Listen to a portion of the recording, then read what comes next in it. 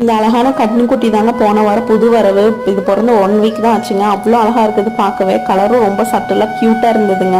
வரும்போதே பாப்பாக்கு கருதொழிச்சிட்டு வந்தானுங்க. மக்காச்சோளத்தை பார்த்தோன்னே குஷி ஆகிட்டா. வேவிக்கிறதுக்கு முன்னாடி எப்போவே பிச்சு கொடுங்க சாப்பிட்ணுன்னு அடவுங்க. அவங்க ஆத்தாலும் சரின்னு கொஞ்சம் கொஞ்சமாக எடுத்து கொடுத்துட்டு இருந்தாங்க. மாயா குட்டிக்கு சரிங்க, அவங்க அத்தைக்கும் சரிங்க. மருதாணின்னா ரொம்ப பிடிக்கும். 2 பேருமே மருதாணி அரைச்சி வச்சுருந்தாங்க. அவங்க அத்தை அழகாக வச்சு விட்டுட்டு இருந்தாங்க. மாயாவும் அவங்க அப்பா மடியில் உட்காந்து மருதாணி வச்சுட்டு இருந்தா. பார்க்கவே ரொம்ப அழகாக இருந்ததுங்க மருதாணியோட கலரு. கிணத்துக்கிட்டே ஒரு குட்டி தொட்டி கட்டி வச்சிருக்கோங்க. இதுல இருந்து தான் தண்ணி ஓவர்ஃப்ளோ ஆகி காடு தோட்டமெல்லாம் பயமுங்க. சொட்டு நீர் பைப்பும் போட்டு வச்சிருக்கிறோம். ஆனால் முக்கால்வாசி மாடு தண்ணி கட்டுற வேலை இந்த தொட்டியில் இருக்கிற தண்ணி யூஸ் பண்ணிதாங்க.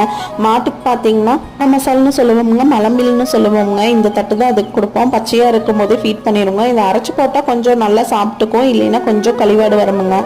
போன டைம் ஊருக்கு வந்தப்போ அத்தை சில இந்த செம்பருத்தி பூக்குச்சி, இந்த மகிழ பூக்குச்சி எல்லாம் வச்சுருந்தாங்க. அதெல்லாமே அழகாக பூக்க ஆரம்பிச்சிருச்சுங்க. பார்க்கவே ரொம்ப அழகாக இருந்ததுங்க.